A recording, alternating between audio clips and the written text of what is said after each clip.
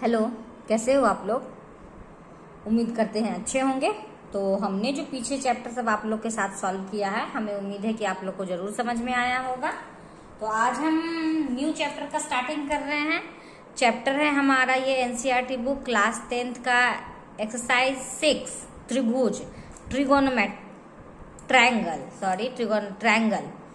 तो त्रिभुज का इंग्लिश होता है ट्रायंगल। तो आज जो है हम क्लास 10th का एनसीईआरटी बुक का चैप्टर 6 मतलब त्रिभुज चैप्टर जो स्टार्ट करने जा रहे हैं। तो त्रिभुज पहले कहते किसको है, ये तो हमें अंदाजा है, आप लोग को पता ही होगा, लेकिन पहले सुन लीजिए। 3 सरल रेखा से बंद आकृति, 1 रेखा, 2 रेखा, 3 रेखा। तो 3 सरल रेखा से बंद आकृति को क्या कहते हैं हम लोग? त्रिभुज कहते हैं। तो त्रिभुज कहते हैं, ये तो समझ में आ गया। तो त्रिभुज में आप लोग को यहाँ पढ़ना है समरूप और सर्वांगसम के बारे में हम आप लोग को कुछ बताते हैं। तो एक्सरसाइज 6.1 स्टार्ट करने से पहले जो है हम त्रिभुज के बारे में कुछ आपका इंट्रोडक्शन करेंगे और साथ ही एक्सरसाइज 6.1 को भी आज कंप्लीट करेंगे।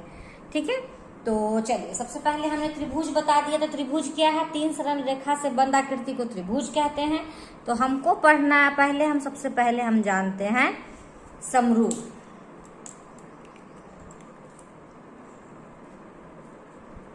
सबसे पहले हम लोग समरूप और सर्वांगसम के बारे में आज हम कुछ आप लोगों को बताता है।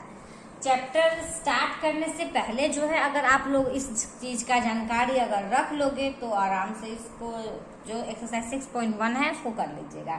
तो ये हमारा इंट्रोडक्शन चैप्टर है त्रिभुज का। तो चलिए हम लोग चलते हैं समरूप के बारे। तो समरूप किसे कहते हैं? तो समरूप वैसा त्रिभुज होता है या वैसा आकार होता है जिसका आकार जो है समान होता है। तो समरूप में हम लोग क्या लिखेंगे?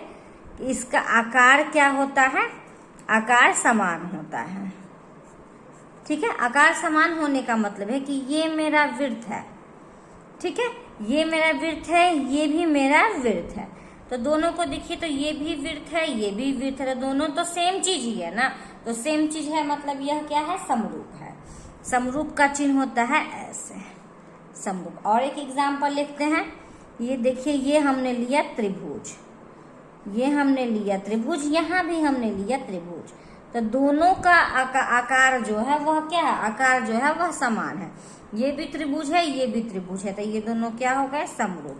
समरूप का मतलब यह हुआ कि जो इसका आकार है वो समान होना चाहिए। अब चलते हैं हम लोग सर्वांगसम में। तो सर्वांगसम में बस यही अंतर होता है कि आकार तो समान होगा, साथ में ही उसका जो होगा माप भी समान होगा। बस यही अंतर आपको याद रखना है। आकार तो समान होगा ही, साथ में उसका माप जो है वह समान होगा। तो यहाँ लिखेंगे समान आकार और इसके अलावा समान माप भी होते हैं।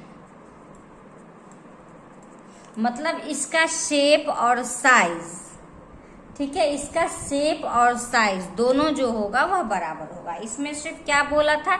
इसमें आकार समान होना चाहिए था, इसमें आकार भी होगा और माप भी होगा। जैसे में हमने लिया एक ये वृत्त जिसका त्रिज्या जो है यह मानो तो 2 सेंटीमीटर है। फिर हमने ये लिया वृत्त, दोनों तो वृत्त है, तो यह समान आकार तो हो गया, लेकिन इसका माप ये भी होगा 2 सेंटीमीटर। तो यह हो जाए, इसका चिन्ह होता है ये सर्वांगसम। इसमें क्या था? हमको माप से मतलब नहीं था, बस दोनों का आकार सेम चीज होना चाहिए था। यहाँ आकार भी होगा और माप भी होगा। जैसे में लियो एक त्रिभुज, ठीक है, फिर सेम उसी साइज का हम लोग लेते हैं यहाँ त्रिभुज जिसका माप जो है वह बराबर होगा।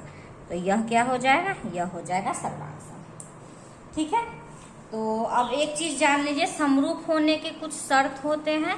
समरूप का कुछ शर्त होता है, तो इसको बस आप लोग याद रखो। समरूप होने का नियम,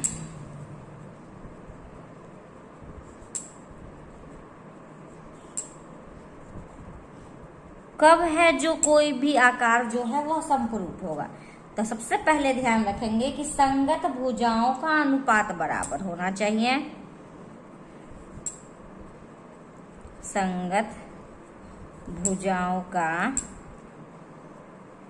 अनुपात बराबर हो।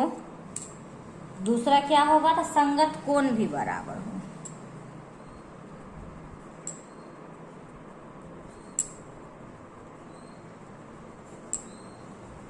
अगर ये दोनों बात अगर किसी भी आकार में अगर निकलता है तो वह क्या होगा? तो वह समरूप होगा। ठीक है, हमें उम्मीद है कि जो हम इतना आप लोग को बताए हैं वह आपको समझ में आ गया होगा।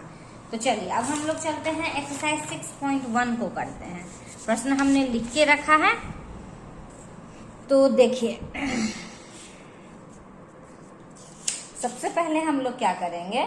सबसे पहले हम लोग अब प्रश्न को हम लोग देखते हैं। तो प्रश्न यहाँ दिया हुआ है, कोष्टक में दिए गए शब्दों में से सही शब्दों का प्रयोग करते हुए रिक्त स्थानों को भरिए।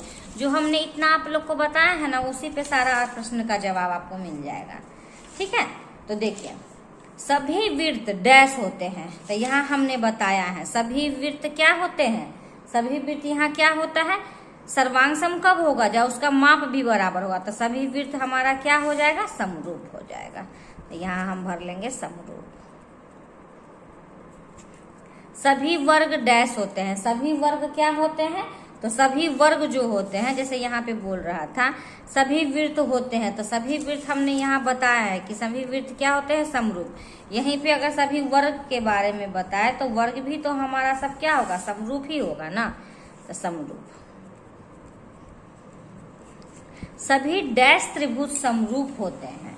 सभी डैश त्रिभुज समरूप होते हैं। सभी डैश त्रिभुज, सभी डैश त्रिभुज का यहाँ समद्विबाहु है और समबाहु है। तो समद्विबाहु में क्या होता है? समद्विबाहु में वैसा त्रिभुज होता है जिसका दो भुजा, समद्वि, द्वि मीन्स दो, तो जिसका दो भुजा बराबर होता है वह समद्विबाहु होता है। लेकिन सभी डैश त्रिभुज समरूप होते हैं। तो यहाँ हम लोग लिखेंगे समबाहु। ठीक है, समझ में आ रहा है? अब देखिए भुजाओं की समान संख्या वाले दो बहुभुज समरूप होते हैं यदि उनके संगत कोण, यहाँ जो हमने बताया है आपको समरूप होने का नियम क्या होते हैं? संगत भुजाओं का अनुपात बराबर हो और संगत कोण बराबर हो। तो संगत कोण क्या होना चाहिए? यहाँ पे बराबर होना चाहिए। और तथा उनकी संगत भुजाएं क्या होनी चाहिए? तो समानुपाती होना चाहिए।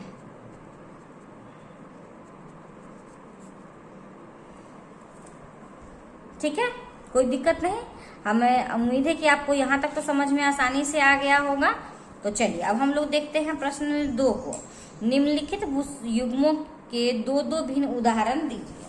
तो समरूप का 2 उदाहरण जो हमने पहले ही वीडियो को स्टार्ट किया था, इंट्रोडक्शन वाला में ही जो हमने बताया है, बस उसी प्रकार से समरूप का 2 ठो आप आकृति बता दीजिए। तो समरूप हम ले लेते हैं, एक ये त्रिभुज ले लेते हैं और एक ये त्रिभुज लेते हैं। ये हो गया मेरा पहला उदाहरण। दोनों क्या है? दोनों समरूप है। और फिर एक हम ले लेते हैं वर्ग और एक दूसरा भी हम लोग ले लेते हैं वर्ग। तो ये दोनों क्या है? समरूप है। तो ये समरूप का उदाहरण 2 हो गए। ऐसी आकृतियां जो समरूप नहीं है, मतलब समरूप नहीं होना चाहिए। तो एक आप यहाँ पे त्रिभुज बना लीजिए, एक यहाँ पे वृत्त हो जाना चाहिए। तो यह क्या है? समरूप नहीं है ना। दूसरा देख लीजिए, एक आप लोग क्या करो, यहाँ पे वर्ग बना लो, कुछ भी बना लो जो आपका मन है, एक यहाँ वृत्त बना दो। ठीक है, तो इस प्रकार से जो है प्रश्न संख्या 2 का भी हल हो गया। अब हम लोग चलते हैं इस एक्सरसाइज के लास्ट प्रश्न की ओर, जो कि दिए हुए है ये। तो चलिए लास्ट ये है। तो बताइए कि निम्नलिखित चतुर्भुज समरूप है या नहीं। समरूप होने के शर्त क्या है? तो उसका संगत भुजाओं का क्या होता है? संगत भुजाओं के अनुपात बराबर होना चाहिए, असंगत कोण बराबर होना चाहिए। तो चलिए सबसे पहले हम लोग करते हैं कि इसका पहले हम लोग देखते हैं भुजा क्या है। तो अगर हम लेते हैं यहाँ पे, हम लोग यहाँ ले लेंगे चतुर्भुज PQRS एवं ABCD में। तो सबसे पहले हम लोग क्या करते हैं, तो हम लोग यहाँ पे देखते हैं दोनों का मान भुजा का। तो यहाँ इसका क्या है कि इसके संगत भुजाओं का अनुपात बराबर होना चाहिए। तो संगत भुजा ये और ये है, तो देखते हैं PQ बटा में लिखते हैं AB। तब देखते हैं PQ है 1.5, ये है 3, तब पॉइंट हटा दिए तो ये हो गया 30। तो इसको काटिए तो 15 कम 15, 15 दूनी 30, तो ये हो गया 1/2। चलिए दूसरा देखते हैं। तो QR अब बटा में हो गया BC, तो QR हो गया 1.5/3, इसको भी पॉइंट हटा दीजिए, ये भी हो गया 1/2, तो ये भी हो गया 1/2। अब देखिए RS बटा में CD, तो ये भी है हमारा 1.5/3, पॉइंट हटाइए तो 15 दूनी 30, तो 1/2। अब ले लीजिए SP अब बटा में AD, तो हो गया ये 1.5/3, पॉइंट हटा दिए 0, 15 दूनी के 30। तो यहाँ पर आप देख रहे हो कि सभी संगत भुजाओं का अनुपात जो है बराबर है। लेकिन समरूप होने के दो नियम हमने आप लोग के साथ बताया था। एक तो बताया था कि संगत भुजाओं का अनुपात जो है वह बराबर होना चाहिए, दूसरा यह था, तो पहले शर्त पर तो यह कायम हो गया है, लेकिन दूसरा क्या बोले थे कि दूसरा संगत कोण भी बराबर होना चाहिए। तो यहाँ देखिए कि कोण P जो है, यहाँ पे कोण A जो है यह है आपका 90 डिग्री, ठीक है, लेकिन कोण P क्या यहाँ 90 डिग्री दिख रहा है? नहीं दिख रहा है। इसका मतलब कोण A जो है वह बराबर नहीं है कोण P का। फिर देखिए ये कोण B जो है ये 90 डिग्री है और कोण Q जो है वह 90 डिग्री नहीं है। तो इस प्रकार से कोण B बराबर भी नहीं है कोण Q का। तो यह जो है हमारे समरूप होने के लिए दूसरे नियम का पालन नहीं करता है। इस कारण से यह चतुर्भुज समरूप है या नहीं, तो यह चतुर्भुज समरूप नहीं है। तो अब यहाँ पे लिख देंगे अतः भुजाओं का अनुपात बराबर है।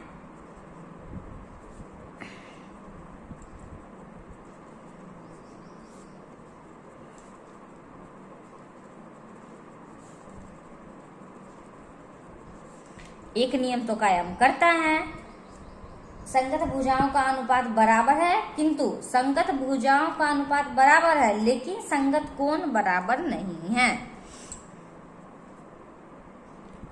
यहां लिखेंगे संगत भुजाओं का अनुपात बराबर है लेकिन संगत कोण बराबर नहीं है।